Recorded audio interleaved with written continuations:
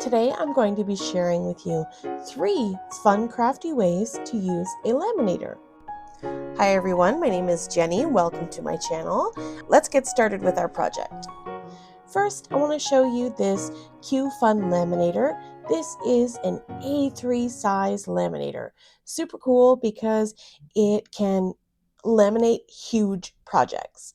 So in the box you get a sort of sampler of different size laminating pouches. And look at the size of this, A3, it's massive. There's just so much you can do with this machine.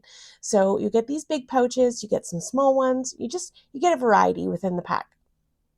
What I really love about this laminator is that it's got this big opening, up to 13 inches.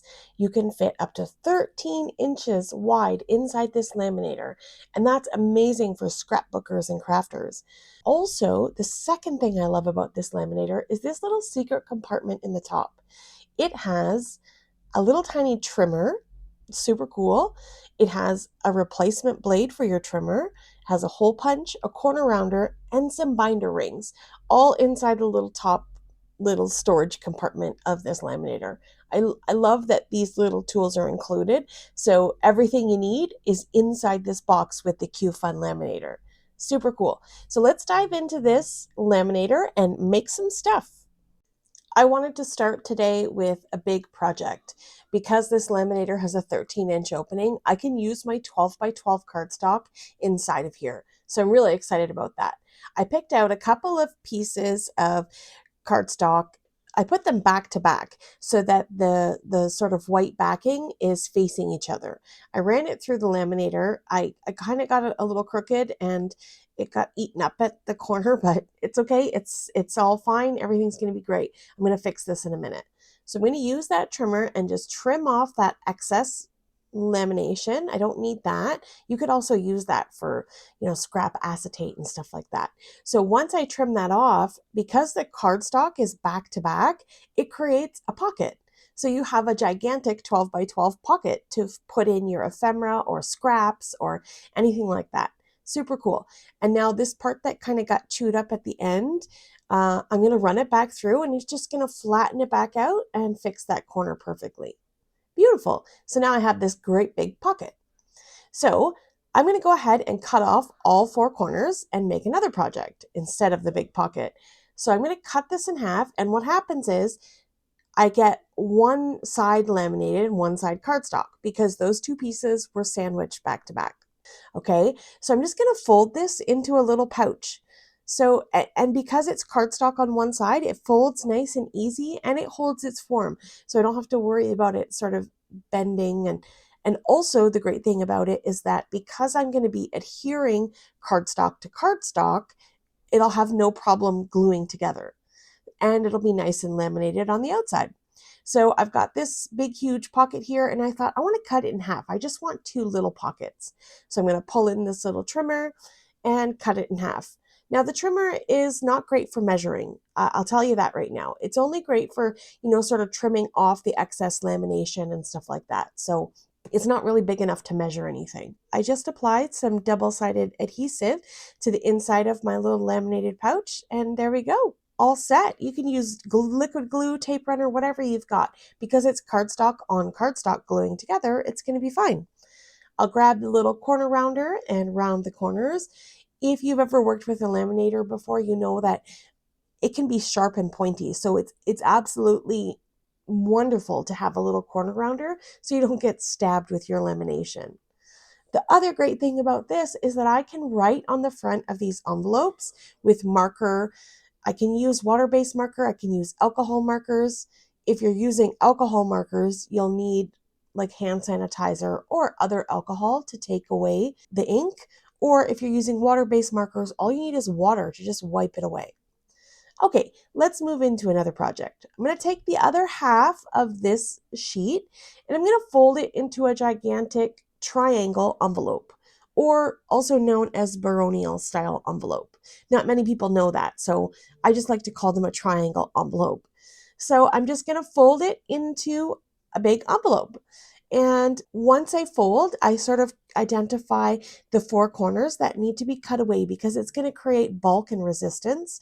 So I'm just going to come in and follow those score lines that I've created and trim those little corners away. And then I'm going to apply my adhesive. I'll put a little bit of double-sided tape on the little flaps. Actually, first I'm going to cut away this big pointy triangle. I don't need this part here. You can probably just cut it right off so that it lines up with your envelope. I didn't cut the whole thing off. You'll see I just cut off a little bit. And then I'm going to apply my double-sided tape just on those little flaps there. We're adhering the cardstock to lamination this time, but it's going to work out fine because that adhesive will hold to both sides. There we go. Look at that. Perfect. Now I'm going to run this back through my laminator just to sort of press it into place. So it's like a huge bone folder at this point.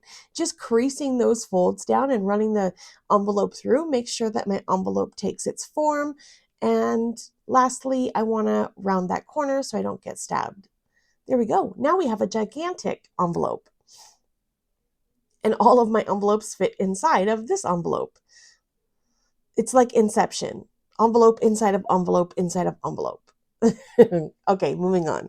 So I wanted to create some projects for games that I play with my mom. This is a game that we play. It's a rummy of sorts. There are many versions of this. This is the one that we play. So I want to create a little rummy card that I can use to score our points and just wipe it away so that we can continue using it. And then I don't need to keep writing on paper and, just wasting paper.